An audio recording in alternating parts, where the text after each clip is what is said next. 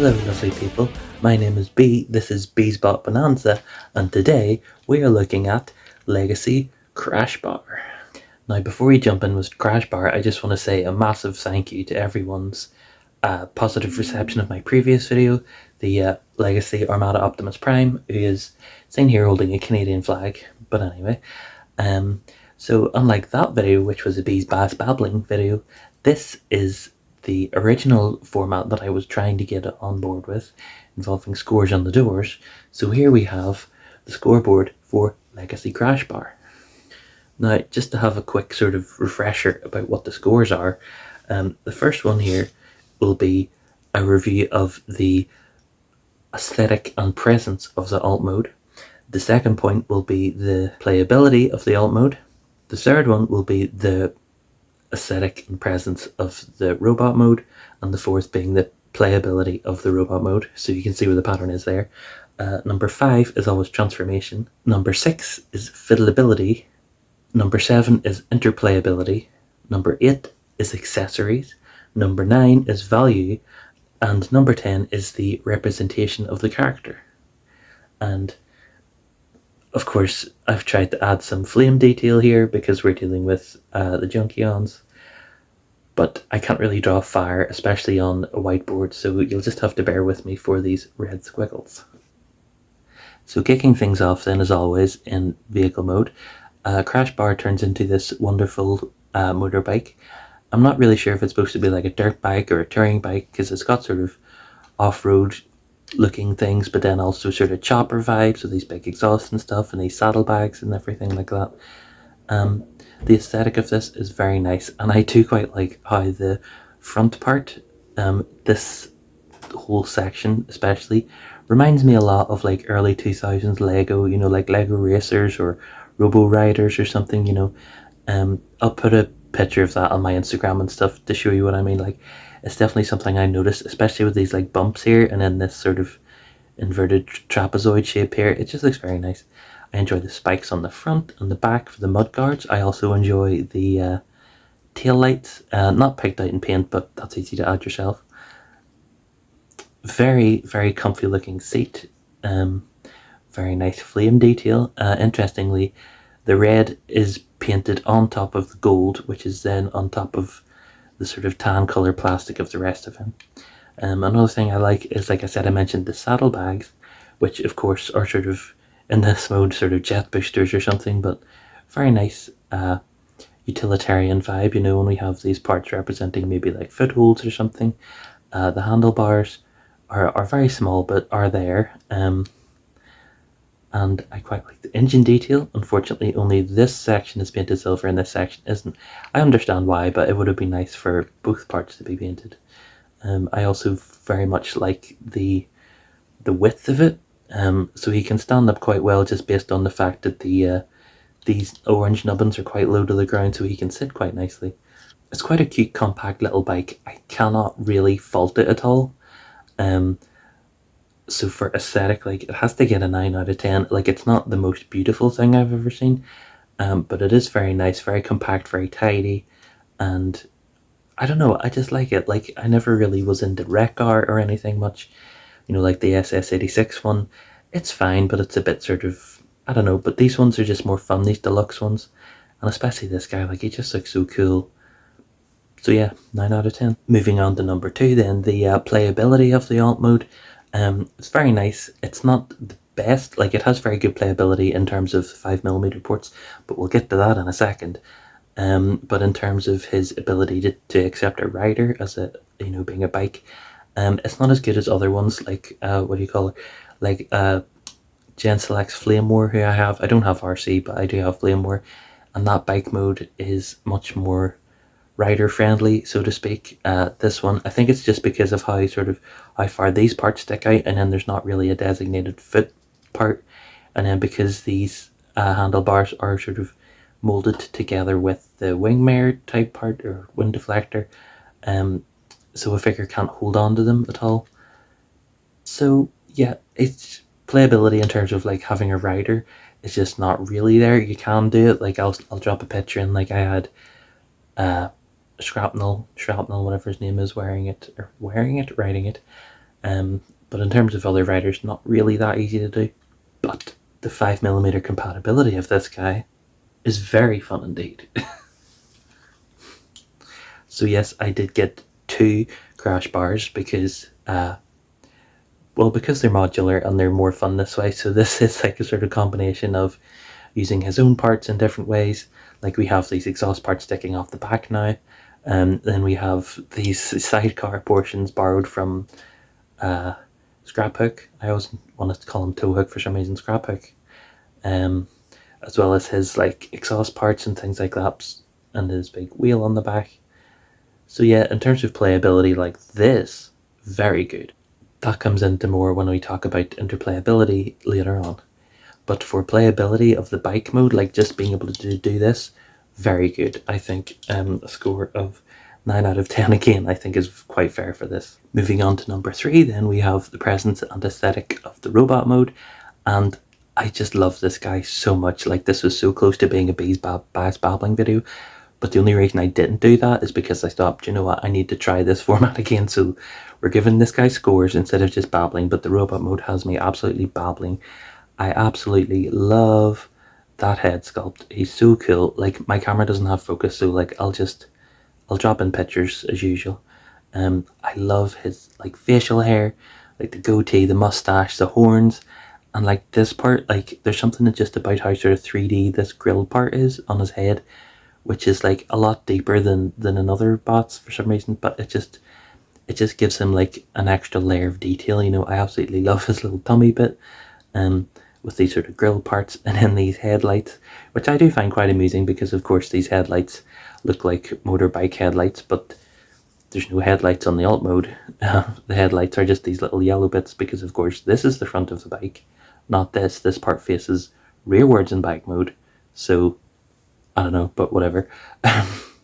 So just judging this guy on his own, obviously the accessories are coming later, but just for like presence and aesthetic on his own, like excellent little deluxe guy. His proportions are wonderful. I love his arms with like the spikes, and I only noticed this now actually, but the spikes are asymmetric. So on this side you have like one sort of thumpy spike, and on this side there's 2 smaller ones. But the legs, obviously the elephant in the room perhaps, is that they're very asymmetric. Because of course this is the front of the bike, this is the rear of the bike. Works very well, I think. Like I quite like the asymmetric look, and it definitely solidifies him as a Junkion being sort of made out of junk or spare parts or something, you know. So like it makes more sense for them to be asymmetric than for them to look like perfect. I also very much enjoy the colors of this guy, especially the fact that, so like in the bike mode we just had this gold on the petrol tank, but now we have more gold coming in here, which I think is very beautiful, especially with the silver and the red details. Breaks it up, and it's nice whenever robots can like bring in another color that wasn't in the alt mode or vice versa. I always love that. So for aesthetic of the robot mode, it's a 10 out of 10. So as you can see, we've given him his accessories just to talk about playability. There is obviously a lot of modularity involved in this, but like I said, that will come later. So to differentiate this section from the interplayability section later, I just want to focus on what comes in the box in terms of playability, like what you can do with Crashbar on his own. And I very much enjoy that it just looks so nice, I don't know. And the guns, you know, that were the saddlebags, these big beefy blasters, and the exhausts pop onto the back. But in terms of playability, like I said, you can mix it up a bit, and what I like to do sometimes is so we can have the cannons on his back to give him like a heavier look, and then you can use these as like what do you call them, as like tonfa, like those sticks that you like swing about like that, or you can just hold them and hit people, or plug them into his arm or something, you know. Or even I quite like that he has these ports on the side, so he can shoot them from his belly or put them around the other way or something, you know. Like that's quite a cool look as well, I think. I don't know, it's just nice to have options like that. Of course, one of the most touted portions of this playability is the fact that his wheel comes off. Just the one, sadly, not both of them. It would have been nice to get both, but that's another benefit of getting two figures, is so that you get both of these. So he comes as a little fidget spinner, which opens up, into a cool little buzzsaw thing, which I think is fucking awesome. And you can plug that into his arm and have that spinning attacks, or holding it, or something I like to do is, like, when you have both of them and then you can plug them in on the back, like helicopters or something. I don't know, very cool playability.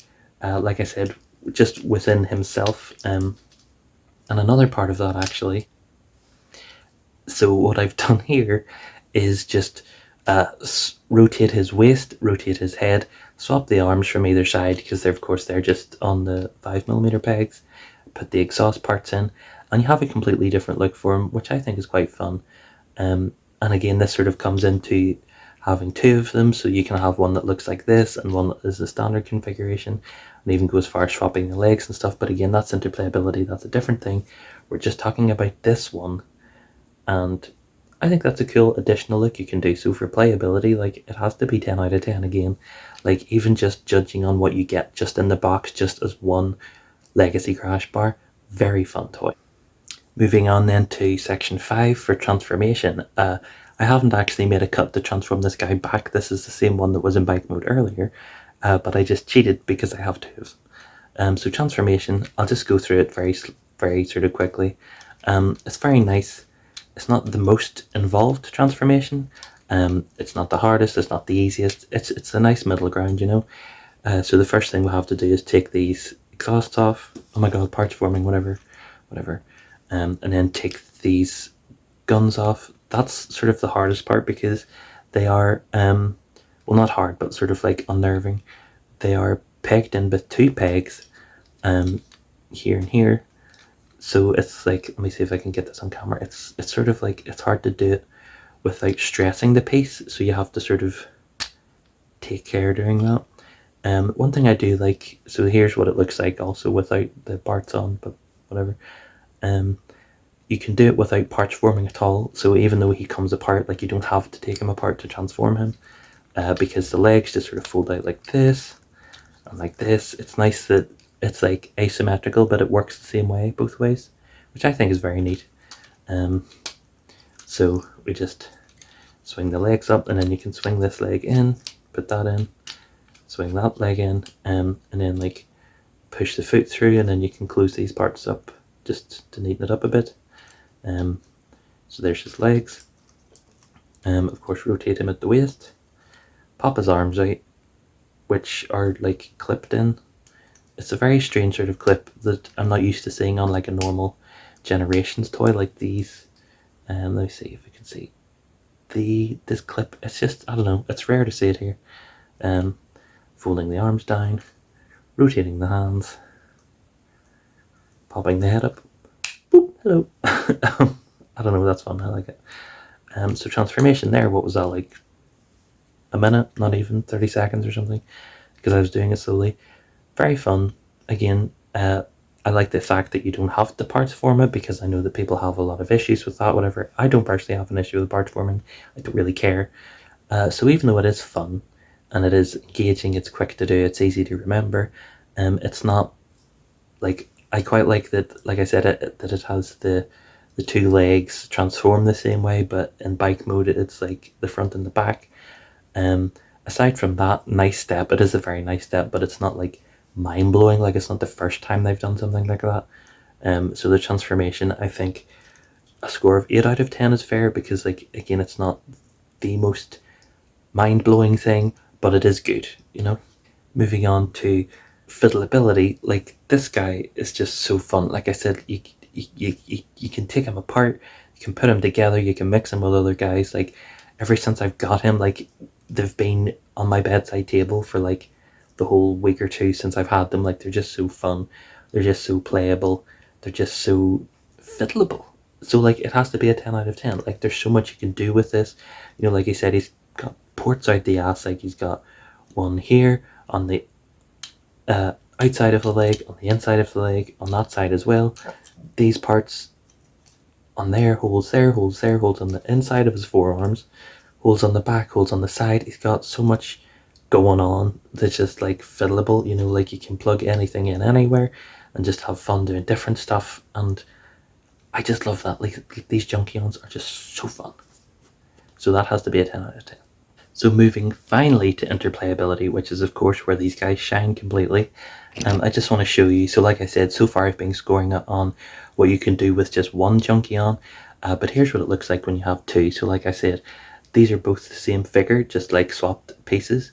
So of course on this one we have the original sort of form for the chest, and then I've given him both of the yellow legs, and then the standard sort of gun and back layout, so he's very sort of it gives them the symmetric look, so if you prefer that you can do that. At the same time we have this one like I showed earlier with the rotated chest to give a different sort of look, and then like I said he has his spinny things, and then you can put the guns on the legs, again swap the legs over so the grey matches the grey. So there's no gold on this guy at all apart from on the back, but shush. So like I said, it can give, you know, two identical toys, two very different looks. Like the silhouettes of these guys are completely different now because of the different legs and the chest layout. So in terms of interplayability, of what you can do with just two of the same thing, I think that scores very highly indeed. And of course that's not even the start of it. So of course it can combine with the other Junkions, but I'll show that in a sec. I just wanted to show this first, and this is of course the what do you call it, core class Dinobot set. So far we have Slug, Sludge and Grimlock, and then of course we can have Crashbar's leg and arms sticking on. I do quite find that it looks quite nice for some reason. I do quite like it. I don't know why, I just think it looks quite cool. Certainly something you can do, I don't know, while we're waiting on the rest of the Dinobots coming out. So of course moving on to what you're more used to seeing probably is the combinations with Junkion. So here we have Towhook and, well, Towhook and Crashbar together, mixed together.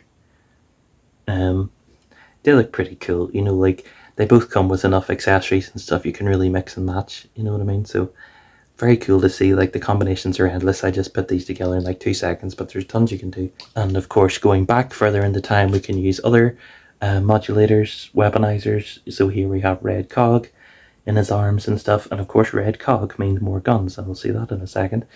And then of course the other way you can have moving on.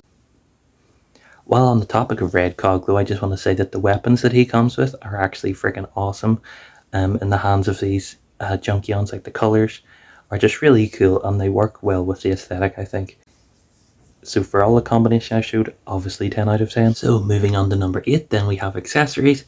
As already alluded to, he comes with these two cool exhaust parts that can be, they have a peg on the inside and a peg on either side there. Sadly the top part's not 5mm, but it's close, but it's not quite. No, it's actually more like 6 probably. So he can wield that in a variety of ways. And like I said, these saddlebags slash guns, pretty badass, big G2 sideswipe vibes from those, I think. But the best one by far is of course the fidget spinner ninja star thing. I absolutely love that. And I suppose because of the fact that he's modular, I mean, like, do his legs count as accessories? Do his arms count as accessories? Does his torso count as accessories?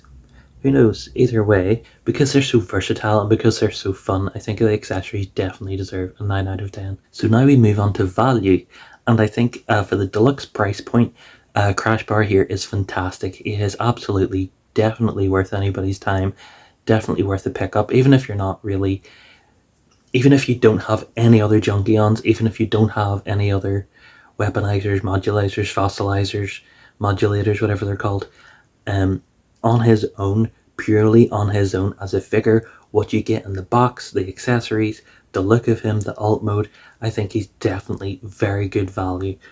Maybe not the best deluxe we've ever had in our life. I can think of a few more that were maybe, you know, maybe had more engaging transformation, maybe had more detail, maybe had more, you know, there are better ones, like Spinister, for example. Incredible, still one of my top tiers. But anyway, judging Crashbar purely on his own merits, what you get in the box, not judging his modularity at all, just what you get in the box. He is a great figure and a great transformer, even if you don't have anything else to mix him with, to play him with. He is great on his own, and definitely I would say 9 out of 10. Like I said, not the best, but definitely worth it.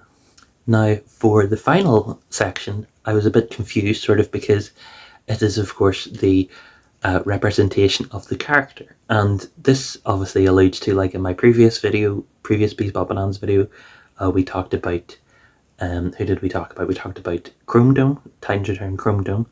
And of course, Chrome Dome is a very established character within IDW, within G1 continuity, but Crashbar is completely new. Crashbar has not appeared in any media, as far as I know. He's completely new for this toy line. So it's quite hard to judge. I will say, as a character, he seems really fun. Like, he seems really badass, really engaging. Like I said, that head sculpt just has so much character to it. But because he's not a representation of anything other than himself, I can't score this module, so I'm just going to have to give it like an NA, non-applicable. Because it would be unfair to give him a 10 based on himself, and it would be unfair to give him a 0 just because he's not appeared in anything. He has a very good representation of the Hasbro designer Mark Clonis. Of course, these Junkions are his baby. This guy and fucking Towhook. I forget his name. Towhook. No, it's not. Scraphook. Fuck. But that's sort of like Mark Clonis' own OC, so to speak. I'm not sure if there's any plans for like a story to do with these guys or anything like that. So as fun as he is, I just cannot score this. And like I said, I'm just going to give it an NA and cut it out of the scores because it's not fair otherwise. So folks, at the end of that, here is the final scores. Very good score, I think, for little Crashbar here, considering he is Crashbar, sorry. Considering he is like completely new for this year, like he has no history, no previous toys. He's just completely came in and went straight into my top 10 figures of the year already, and it's only March, and I just think that's pretty good, a pretty good score for him. You know, just like this random nobody Junkion character who's just the OC of one of the Hasbro designers just came in and just kicked ass, you know. So as you can see here, for number 10, I just wrote NA. So the final scores we have is 84 out of 90, which then translates to, as a percentage, as 93.333333333333333 out of 100. So very good score indeed for this little deluxe nobody. And with that, I just want to say a big thank you for watching. I hope you've enjoyed this look at Legacy Crashbar. I keep trying to say tools out. Legacy Crashbar. I hope you've enjoyed this look at Legacy Crashbar. He is very fun, and like I said before, even if you don't have any other Junkions, even if you don't have any other modular toys, just as a figure on his own, what you get in the box, he is just so fun, so incredible with what you can do with him and what you can do with anybody else that you have. If you do have loads of other guys, you know, even better. Like I've just shown you like a small percentage. Like when I got them both, I was messing about, like you can have cool alt mode combinations, new robot mode combinations. You know, there's tons you can do that I haven't even shown here just for the sake of the video. But I do have pictures, like I'll be putting them on my Insta and Twitter and stuff. So yes, 93 out of 100. Very good score for little Crashbar here. And all that's left to say is a big thank you for watching. And if you enjoyed this, please leave a like, leave a subscribe, hit the notification bell.